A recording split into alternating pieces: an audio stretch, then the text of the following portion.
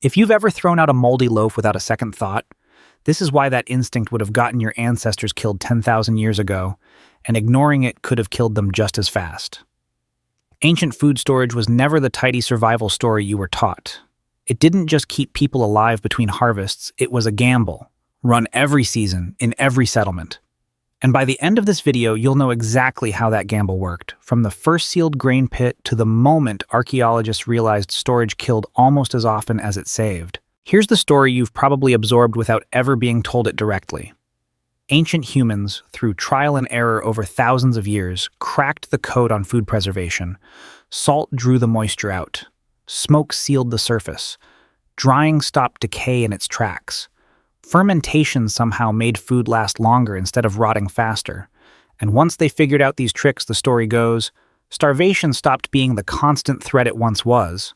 That version of events makes ancient people sound like quiet chemists, patiently discovering food science one campfire at a time. It's a nice story.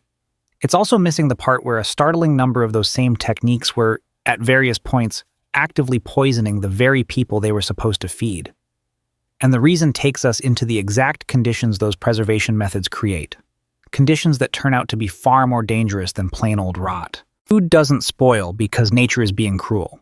It spoils because bacteria, mold, and fungi are trying to eat the exact same calories you are, and they're much faster at it than you are.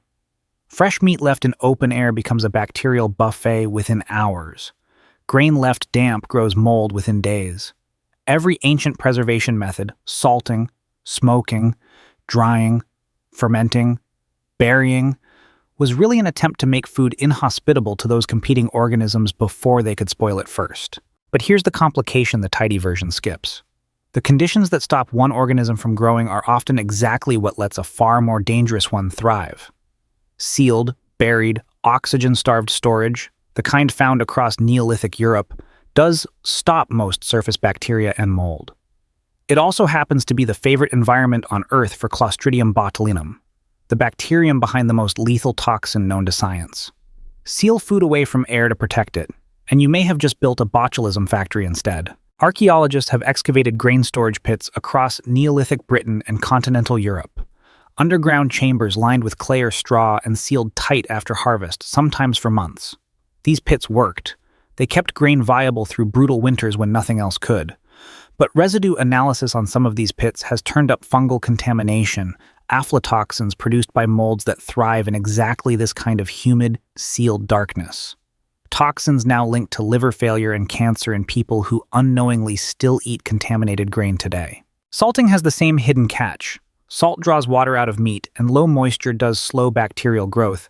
That part is real chemistry. But undersalted meat, or meat salted unevenly through the thick center of a haunch, creates pockets where moisture survives. And in those pockets, Clostridium botulinum doesn't just survive, it thrives, because salt-cured meat wrapped tightly and stored is functionally sealed away from oxygen. Smoking has the exact same weak spot. A smoky exterior looks preserved while the interior stays warm, moist, and undefended. Fermentation is the one people assume is safest, since a little controlled rot supposedly prevents the uncontrolled kind. Often that's true. Beneficial bacteria outcompete the dangerous ones. But fermentation in the wrong container, at the wrong temperature, without the right starter, produces toxins of its own. And there was no lab test available 10,000 years ago to tell food that fermented correctly, apart from food that simply rotted with extra steps. Here's where the gamble gets strange, because sometimes the poison was already growing in the food before it ever reached the pit. Rye and other grains stored damp are vulnerable to a fungus called ergot, producing compounds closely related to LSD. Entire medieval villages experiencing convulsions, hallucinations, and gangrene during certain bad harvest years weren't cursed. They were eating grain contaminated by a fungus. Nobody could see or taste at the time, and the pattern of exactly when this happened is more revealing than it first looks. Travel to the Arctic and the gamble takes an even more extreme form. Indigenous groups across Alaska and Greenland developed fermented foods like kiviak, seabirds packed whole into sealed sealskin pouches and left to ferment for months, a technique that reliably produced a fat and protein-dense food supply through winters with almost no other calories available. It worked for generations brilliantly. But the same sealed, oxygen-free pouch that made Kiviak possible is precisely the environment botulism needs, and documented poisoning cases from this exact food still occur in the region today. Compare that to the Andes, where communities freeze-dried potatoes into chuño by alternating nighttime freezing with daytime stomping to remove moisture entirely. No sealed container, no oxygen trap, no pocket for anything dangerous to hide in. Chuño could last years without poisoning anyone, because the method physically removed the one ingredient every dangerous microbe needs, water, rather than just changing the environment around it. Altitude made that method possible. Most of the world never had that option. Which brings the grain problem back around. Ergotism didn't strike randomly. It clustered in specific years, cool, wet growing seasons followed by damp storage, exactly the conditions the fungus needed to spread through a granary undetected. Historians have since mapped documented ergotism outbreaks directly onto years of unusual rainfall, recorded in tree rings and church records. The poison wasn't bad luck. It was a predictable, almost mathematical consequence of storing grain the only way anyone knew how, in a world with no way to see the danger coming. So why keep doing it? Why keep burying grain and sealing meat that occasionally killed the people eating it? Because the alternative was worse, and it was certain. Starvation doesn't wait for a bad batch or the wrong pocket of moisture. It simply arrives, every time, the moment stored food runs out before the next harvest does. Ancient humans weren't choosing between safe food and dangerous food.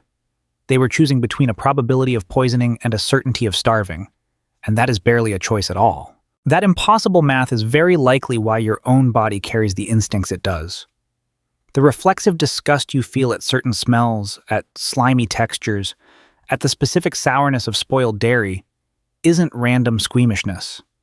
It's an inherited early warning system, refined over thousands of generations of people who ate the wrong pit of grain and didn't survive to raise children who'd make the same mistake.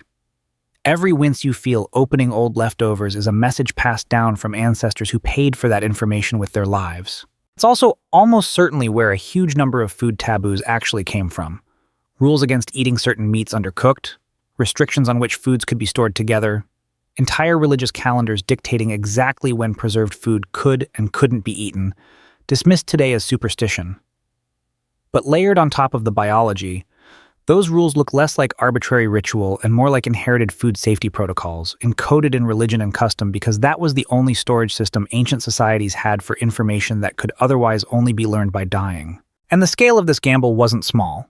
Studies of preserved remains across multiple ancient sites show recurring evidence of gastrointestinal illness and liver damage consistent with chronic exposure to stored food toxins, not isolated cases, a background hum of poisoning running under ordinary daily life. In societies dependent on grain storage, food-related illness likely rivaled violence and childbirth as a leading cause of death in the months right after winter, exactly when the stored supply was oldest and most dangerous. So no, ancient humans did not quietly solve food storage the way the tidy version of history suggests. They ran the same experiment every single season, sealing food away from starvation and, without knowing it, into the exact conditions the deadliest microorganisms on Earth needed to grow. Storage did not simply save the species. It killed a meaningful percentage of the very people it was meant to protect, generation after generation, and every taboo, every disgust reflex, every ritual around spoiled food you've ever felt is the fossil record of that death toll, still running quietly through you. Modern food safety, the sealed can, the refrigerator, the expiration date stamped on the side of a carton, exists entirely because of that inherited death toll. It's not an invention that replaced ancient wisdom. It's the invention that finally let humans win a gamble their ancestors had been forced to play blind for over 10,000 years. That's the real story behind every root cellar, salted haunch, and sealed pit our species ever depended on. If this kind of history is the kind you can't stop pulling at, the next video on this screen is waiting for exactly that same appetite.